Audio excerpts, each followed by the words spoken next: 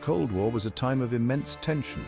The United States and the Soviet Union were locked in an ideological struggle. Both sides possessed nuclear weapons. The threat of mutually assured destruction loomed large. In 1959, Fidel Castro's communist revolution in Cuba added fuel to the fire. The US government saw a communist state just 90 miles from its shores as an existential threat. The US government, under President Eisenhower, began exploring ways to overthrow Castro's regime. These plans continued under President John F. Kennedy. The Bay of Pigs invasion in 1961, a failed attempt to topple Castro, only deepened the animosity between the two countries. Amidst this backdrop of suspicion and hostility, a shocking plan was hatched within the highest echelons of the US government. This plan, known as Operation Northwoods, aimed to manufacture a pretext for war with Cuba. Operation Northwoods was drafted in 1962 by the Joint Chiefs of Staff. This group included the highest-ranking military officers in the United States. Their target, Cuba. Their objective, to create a narrative that would justify a US invasion. The plan was audacious, shocking, and downright chilling. It involved a series of proposed false flag operations. These operations would be carefully staged events designed to appear as if Cuba had committed acts of aggression against the United States. The hope was to sway American public opinion and garner international support for military intervention in Cuba. One of the most startling proposals within Operation Northwoods involved the downing of aircraft. The plan suggested using remotely controlled drone aircraft disguised as civilian airliners. These drones would be flown over Cuba and then deliberately destroyed. The wreckage would be carefully planted with fake evidence implicating Cuban forces. The attack would then be blamed on Cuba, sparking outrage and calls for retaliation. This plan, with its potential for civilian casualties, exemplified the moral bankruptcy at the heart of Operation Northwoods. Operation Northwoods didn't stop at aerial fabrications. It also proposed a wave of terror on both land and sea.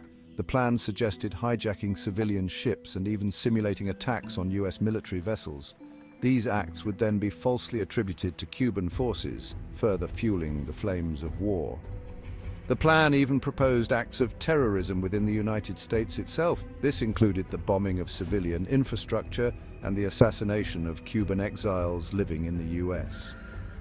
By pinning the blame on Cuba, the architects of Northwoods hoped to create a climate of fear and outrage, pushing the American public towards supporting a war. Section 5. Striking at the heart, attacks on US soil. The architects of Operation Northwoods believed that a direct attack on US soil would be the most effective way to galvanize public support for war. They proposed staging attacks on the Guantanamo Bay Naval Base, a strategically important US military installation located in Cuba. The plan also included suggestions for attacks on US military bases in Florida and even the simulation of a Cuban-sponsored terrorist attack on Miami. The goal was to create the illusion of an imminent threat, forcing the US government to take decisive military action against Cuba. Section 6. The Cuban Connection, Fabricating a Casus Belli. The overarching goal of all these proposed false flag operations was to create a casus belli, a justifiable reason for war. By making it seem like Cuba was engaging in hostile acts against the United States, the architects of Northwoods believed they could manipulate public opinion and international pressure, forcing the Kennedy administration into a military conflict. The plan relied heavily on portraying Cuba as an aggressive and dangerous enemy, a puppet state of the Soviet Union, posing a direct threat to US national security. This manufactured narrative conveniently ignored the fact that Cuba, a small island nation, posed no real military threat to the United States. Section 7. Public Perception and International Fallout. The potential consequences of Operation Northwoods were staggering. Had the plan been implemented, it's highly likely that the United States would have gone to war with Cuba. This would have had devastating consequences not only for both countries, but for the entire region and potentially the world. The plan also had the potential to irrevocably damage the credibility of the United States on the world stage. The revelation of such a deceitful and manipulative plan would have had a profound impact on international relations, undermining trust in the US government and its commitment to peaceful solutions. Section 8. President Kennedy's veto, a triumph of morality.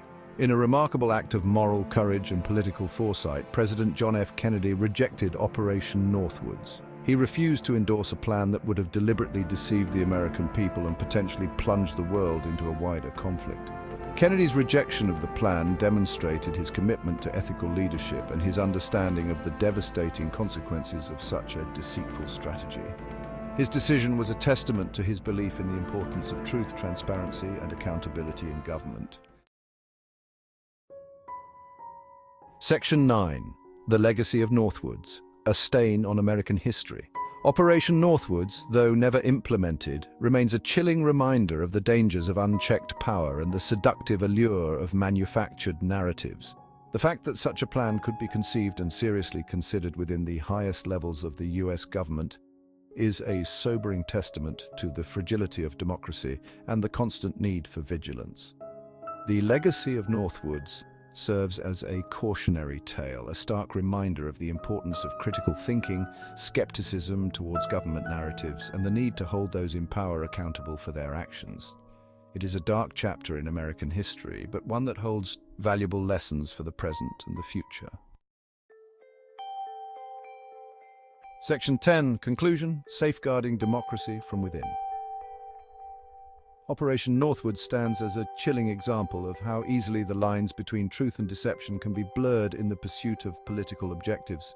It serves as a stark reminder that the greatest threats to democracy often come not from external enemies, but from within, from the erosion of ethical principles and the willingness to sacrifice truth for political expediency. The story of Operation Northwoods underscores the importance of a vigilant citizenry, a free and independent press, and a government that is transparent and accountable to its people. These are the cornerstones of a healthy democracy and the best safeguards against future attempts to manipulate public opinion and manufacture consent for war.